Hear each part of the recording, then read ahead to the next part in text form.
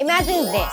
May sarili kang kondo pero instead na ikaw ang nagbabayad ng monthly dues, guest ang nagbabayad para sa'yo. At hindi lang yon, may extra kita ka pa. Sounds good to be true? Well, it's 100% possible. At ngayon, ipapakita ko sa inyo kung paano.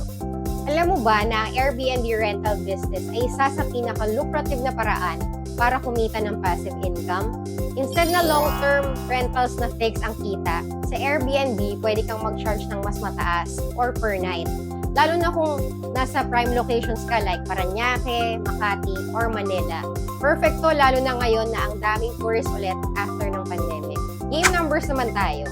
Ang isang condo sa magandang location, pwede mong Airbnb from 2,500 to 5,000 per night. Kung may regular bookings ka, that's around 75,000 to 150,000 per month. Laking difference, di ba? Pero syempre, hindi lahat ng condo maganda ipa-Airbnb. Dapat piliin mo yung una, malapit sa business district, malls or tourist spots. Pangalawa, nasa building na Airbnb friendly kasi hindi lahat ng mga condo pwede mo ipa-Airbnb. And pangatlo, fully furnished and Instagrammable worthy ang design para mas attractive siya sa guest. Now, baka iniisip mo ang daming hassle mag-manage ng Airbnb.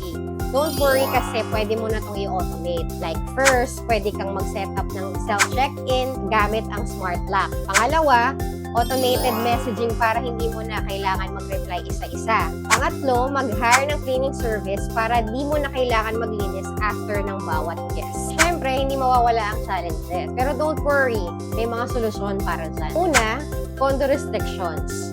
Make sure na allowed ang short-term rentals sa building mo bago ka bumili ng condo. Pangalawa, market fluctuations. I-adjust ang pricing mo depende sa season at demand. Pangatlo, guest issues. Mag-set ng clear house rules. Mag-require ng security deposit para iwas abala. Kaya kung gusto mong kumita ng malaki at mag-build ng passive income, Airbnb rental business ang isa sa pinaka-smart na paraan para gawin yan. Imagine may condo ka na, kumikita ka pa. Kung gusto mong matutunan pa to, like and follow for more real estate investing tips. May tanong ka? Comment down below. Baka ito na ang sign na dapat mong simulan ang Airbnb journey mo.